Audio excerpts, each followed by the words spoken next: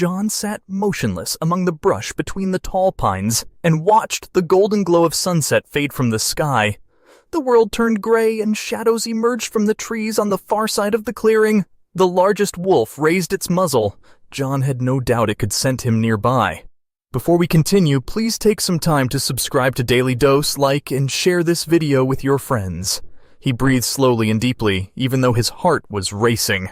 The shadowy wolf slowly moved to the deer haunch he'd left near a patch of ferns. Her pups followed, and soon, the little family was devouring the meat. John smiled. He watched them eat, then headed home along a winding trail through the forest. He kicked off his boots just inside the door to his cabin and lit a lamp. While his dinner was cooking over the fire, he recorded his observations about the wolves. The fire crackled and popped, and insects sang in the night, but no other sounds penetrated the cabin. The wolves were John's only friends and neighbors in the forest. Except for the occasional hiker, John only saw people on his monthly supply run to the closest town. Being the only ranger in the area was lonely, but that was how John liked it. The fewer people in his life, the better. John was checking one of the trails the next day when he noticed some crows squabbling over carrion. Curious, John crept closer. His heart dropped when he recognized the gray and white fur. "Get away from there!" John's voice was scratchy and louder than he'd expected, startling himself and the crows. He knelt beside the small, dead wolf pup. Tears sprang to his eyes. The little guy had been shot. What monster would do such a thing? He smoothed the pup's fur with gentle fingers and said a quiet prayer. It wasn't enough. Although John knew he ought to leave the pup and let the crows do their work, it felt wrong. Instead, John gathered rocks and built a cairn for the pup. He picked some flowers and placed them atop the mound of stones. As he rose, something moved in his peripheral vision. It was Jody, one of the two mama wolves in the small local pack. She watched him with her yellow eyes, tongue lolling between her fangs. John looked down, avoiding direct eye contact. "I'm sorry, Mama," he said. "I let you down by not protecting your baby, but it won't happen again." John reported the incident to his supervisor. While waiting to hear back from him, another disturbing event occurred. A few days after John discovered the dead pup, he was woken by a baby's cries. John rushed to his door. It was still dark out, but he saw Jody approaching his hut by the light of his lamp.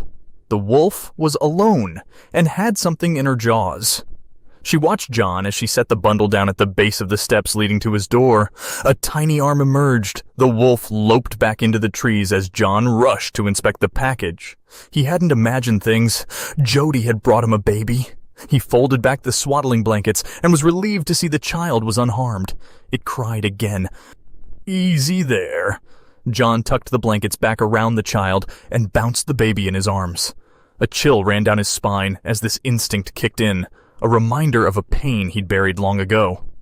Rather than dwell on the past, John turned his thoughts to the present mystery. Where did Jody find this baby?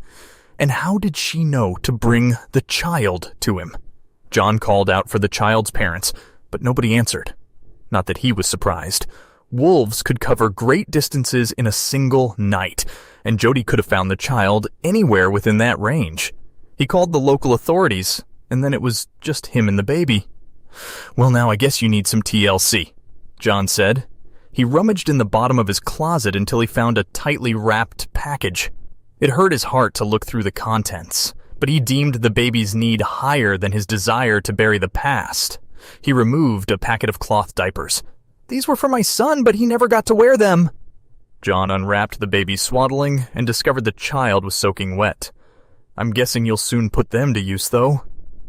Once the little boy was dry, John mixed up some formula from his late son's supplies and fed the boy. With his needs satisfied, the child began babbling at John. "I'm sure it was quite the adventure, little man," John replied. "You can consider yourself very lucky that Jody's so smart and has such good motherly instincts." The baby soon fell asleep. As John cuddled him against his chest, the warmth of his tiny body and the gentle sound of his breath made John realize just how much he'd missed the companionship of friends and family.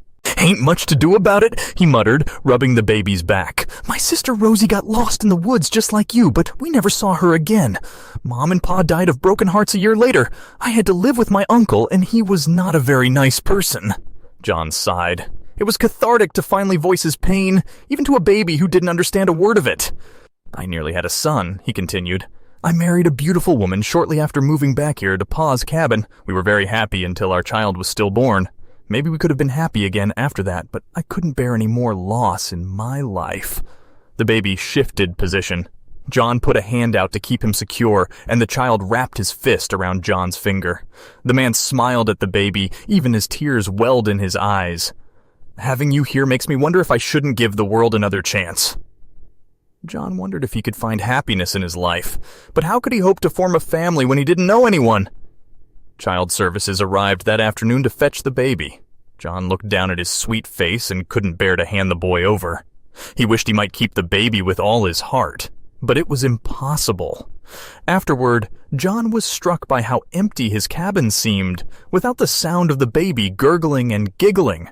All he could hope for now was that the child would soon be returned to his family. For the next few weeks, John distracted himself from wondering about the lost baby by throwing all his energy into searching for signs of the people responsible for killing the wolf pup. However, heavy rain had recently passed through the area, destroying any tracks. One day, John got a phone call that put his heart to rest about one worry. The baby's mother called to thank him for caring for her son. "Please, won't you join me and my family for dinner?" the woman said. "It's the least I can do to repay you for keeping my son safe." John was a little hesitant, but agreed to meet the family for dinner. After all, hadn't he just decided he should give the world another chance? When John arrived at the family's home, he was greeted by a bubbly woman with a beaming smile. "You must be John. Come inside. I'm Rosie, and my husband Mike is in the next room with Timothy, who you've already met." "I had a sister called Rosie," he replied as he stepped inside. "Had?" Rosie arched her eyebrows. "I'd rather not discuss it." John glanced away just as a man came to the door. John was feeling a little overwhelmed, having met 2 people in a few minutes when he'd barely spoken to anyone for the past few years. However, he began to feel more comfortable while they enjoyed dinner. Afterward, Rosie brought baby Timothy to him. He smiled down at the boy in his arms. "I've got a question," John said. "How did Timothy end up getting separated from you?" Rosie exchanged a glance with Mike. "I wanted to show my husband the wonderful area I grew up in, but lost control of the car when a deer ran across the road. We hit a tree, and both lost consciousness. When we woke up, emergency services was there, but Timothy had vanished." "Did child services tell you one of the wolves brought him to me?" "No." Rosie straightened in her seat. "Are you for real?" John nodded. "Her name's Jody. You said you grew up near the forest, Rosie. Which town were you from?" Rosie laughed. "None. I spent my early childhood in a cabin my dad built in the forest. It was idyllic, but then I got lost one day. I was bounced from shelter to shelter while they tried to find my parents, but by the time they finally tracked them down, both had passed away. I was placed into foster care then," Rosie continued. "Honestly, I don't remember much of those early days. Sometimes it feels like a dream I made up, but I know it's real because of this. It's the one thing I have from my parents." John stared at the locket Rosie lifted from beneath her shirt. It was the last piece of the puzzle. "You're my sister," John exclaimed. "Even if your story wasn't similar, I recognize that locket. An inscription inside it says, 'Follow your heart home.'" Rosie's jaw dropped. "But I never even mentioned I had a brother. How, is that really you, John?" John nodded. "We thought the worst when you disappeared. It never even crossed my mind that you might still be alive." The siblings hugged. They spent the rest of the evening catching up on all the life events they'd missed over the last 30 years. It was an emotional reunion. More than once, he looked down at Timothy, asleep in his arms, and couldn't believe that the sweet baby Jody brought him had turned out to be his nephew. It was difficult for John to leave, especially when he handed Timothy over to Mike, and the child started crying. It was as though the baby didn't want him to go either. John drove home along the rutted track winding through the forest with a sense of lightness in his heart he hadn't experienced since childhood. However, all those good feelings vanished when he heard gunshots ring out through the trees. John grabbed his rifle, radio, and torch and entered the forest. He called for backup and raced toward the direction of the gunshots. Soon, he came across a trio of armed men, and they were heading for Jody's den. John hung back to radio his position and then followed the men's tracks through the woods using his torch. When it became clear they were there to hunt the wolves illegally, John leaped out and arrested them. The next day, when Rosie came to visit, John told her how Timothy's savior had almost fallen victim to poachers. She then suggested they start an organization to help protect the wolves. "It's the least I can do," Rosie said. She was looking at John's cabin with tears in her eyes. "It's a little overwhelming being back here after all this time. So many memories are coming back to me." John put his arm around his sister. They stood together silently for a while, surrounded by the towering pines. John watched a bird flutter between the rays of light falling through the tree branches and inhaled the scent of the forest. Now he'd found his family. There was just one thing left for John to do. Over the next few weeks, with Rosie's help, John finally summoned the courage to call his ex-wife, Melanie. He told her all about meeting Timothy and how their late son's things had come in handy to help the baby. They cried together over the phone and decided to meet up. Melanie was curious about Timothy and wanted to meet him.